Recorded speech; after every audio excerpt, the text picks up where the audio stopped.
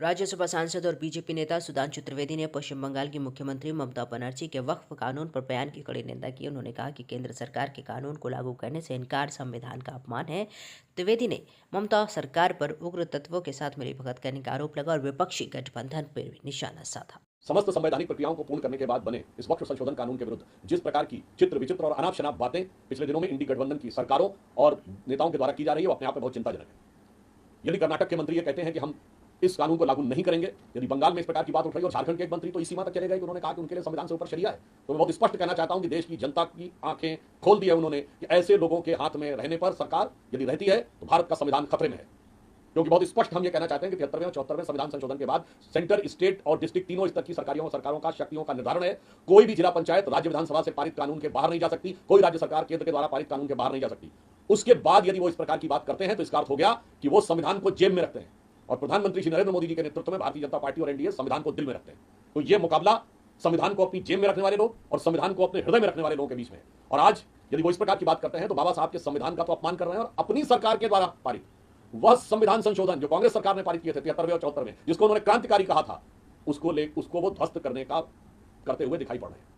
अब इमरान मसूद ने जो बोला है यह दर्शाता है ये कांग्रेस पार्टी संविधान को अपनी जेब में रखती है।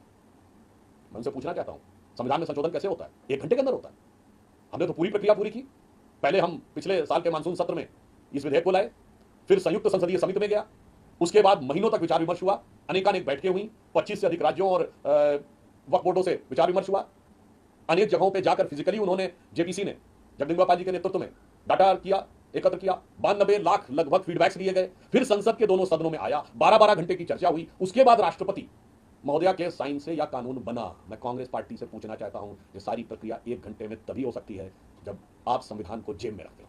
इससे साफ है इमरान मसूद के बयान से कि कांग्रेस पार्टी की हाथ में संविधान खतरे में है, उनके हाथ में संविधान जेब में है और प्रधानमंत्री श्री नरेंद्र मोदी जी के नेतृत्व में भाजपा और एनडीए के लिए संविधान हृदय में। ममता जी से ही मैं कहता हूं कि आपकी अनुमति देंगी कि आपकी कोई जिला पंचायत पश्चिम बंगाल विधानसभा के कानून को न माने तो कोई राज्य कैसे केंद्र सरकार के कानून को नहीं मान सकता? यह भी साफ दर्शाता है कि इंडी गठबंधन और ममता बनर्जी जी के लिए संविधान का कोई माने नहीं। वैसे मैं एक और बात भी कहना चाहूंगा, आज ममता बनर्जी जो कर रही हैं ये उनकी राजनीतिक कुशलता नहीं, व्यवस्था है। क्योंकि अब कट्टरपंथी तत्वों के हाथ में तृणमूल कांग्रेस की सरकार बंधक हो चुकी है।